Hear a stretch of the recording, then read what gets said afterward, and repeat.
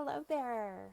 I'm Wendy, and I'm here today to talk to you about how to stop self-sabotage. The mind believes what you tell it, and you have a choice every day to choose how you speak to yourself. But most people don't realize that you don't get a choice about what happens with your body when you say hurtful words to yourself. So in this video, I want to share 3 rules of the mind and how to stop self-sabotage.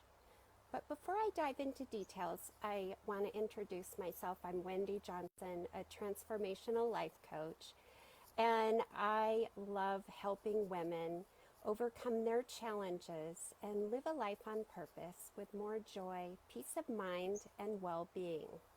Essentially, they turn their good life into extraordinary. So back to the video, how to stop self-sabotage. There are 3 rules that I want to talk to you about, and when you're aware of these 3 rules, then you will see amazing results in your life, and you'll be aware of the self-talk and the hurtful words that you often tell yourself, but you don't realize that you're doing it. The first one is what you expect is realized. So what do you expect in yourself and in your life? The mind believes what you tell it. So you want to tell it what you want to happen. And every thought you think, every word you say forms a blueprint, and your mind must work to make that blueprint real. The mind is wanting to do what it tells you, so you want to tell it good things. You want to say, you want to expect self-enhancing thoughts and amazing things. You want to expect love. You want to expect success. You want to expect health. So that is the first one, is to have only the best expectations for yourself. And to catch yourself if you are in self-pity or self-doubt or just negative talk to yourself, calling yourself an idiot, telling yourself that you just don't have a chance and you're never going to be able to do it. Don't let yourself tell your brain, your mind, those thoughts, because it's going to carry out whatever you tell it. And the second rule is to take the most negative words and flip them over. So you want to take the fear and the excitement, which are essentially the same thing. So you want to take that fearful thought that you have, I'm terrified, to I'm delighted. Last Thursday, I was on a hike and I encountered a 1,200-pound moose. And I have to tell you, my heart was racing and I was scared. And for 45 minutes, I was watching my thoughts and I was not thinking about what could have happened to me, about possibly getting mauled. And I really just put a cocoon around myself and told myself that this was excitement, that I was going to video everything, and I was speaking positively to myself because really I was scared. But I knew that eventually that the moose would stop eating and he would go away, and that's what I kept telling myself, and it did happen.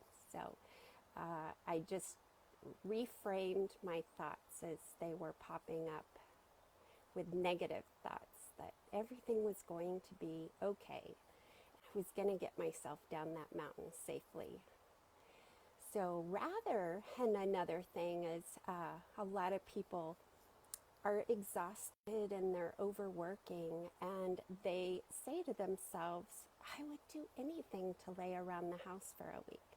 And I remember as a teenager, I worked so hard and was in so many activities. I was just too busy with everything going on with school and sports and church. And I always wanted to have, I just wanted to lay around. I wanted to lay around on the beach or lay around and just watch TV or, I would tell myself that. And the next thing you know, I was blessed with the flu.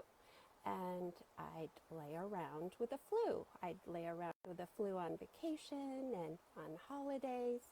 I never realized that I was giving my mind was following exactly what I told it. What you want to do is work hard during the time that you work, say during the week, and then tell yourself on the weekends, I recharge my body.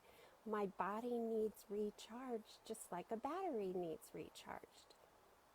So you're not telling yourself something that you really don't want to happen. Number 3 is your mind's job is to do what it thinks you want. It bases it on one thing, the words you use. So your job is to talk to your mind better. And when you know better, you can do better. Rather than say, I'm so bummed I have to work all weekend on my website while my friends are off playing and enjoying themselves. You want to reframe it, and you want to say, the only place I want to be is working on my website. Because what happens is when you really want to do something and your whole heart is in it, you are linking massive pleasure to what you want, and your mind is encouraged by pleasure, and you'll have more creativity, more ideas, you'll be in the flow, and you'll have an enjoyment of the process of whatever you're doing. And you want to do that with everything you do. You want to give 110%. And you want to enjoy every moment and not concern yourself with something that you'd rather be doing. So rather than moving towards fear and what is going wrong, you want to move towards excitement and what is going right. Because what you want, the mind wants for you. And what you're moving towards is moving towards you. So here's a recap. The mind believes what you tell it, and the 3 rules to help you stop the self-sabotage. What you expect is realized, so only expect the best. Expect amazing things. Number 2, take the most negative words and flip them. Number 3, the mind's job is to do what it thinks you want. So only want the best for yourself. And follow through on what you want with a passionate, wholehearted approach. So the key to creating the life you want is becoming your most confident self, is to feed it with the right thoughts. Every day you get to choose how you speak to yourself. You speak positively and kindly to yourself, and your entire world will change. So if you enjoyed this video, please pass it along and share it with a friend or a family member who you feel could benefit from listening. And I also want to share a freebie I have to help you elevate your mind and your thoughts. And I've created a free guide called The 10 Principles to Design a Life You Love, and you can grab your copy below.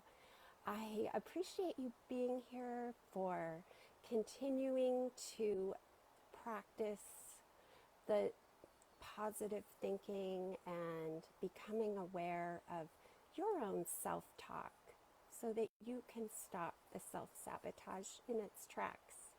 Thank you for listening. Here's to you and your success.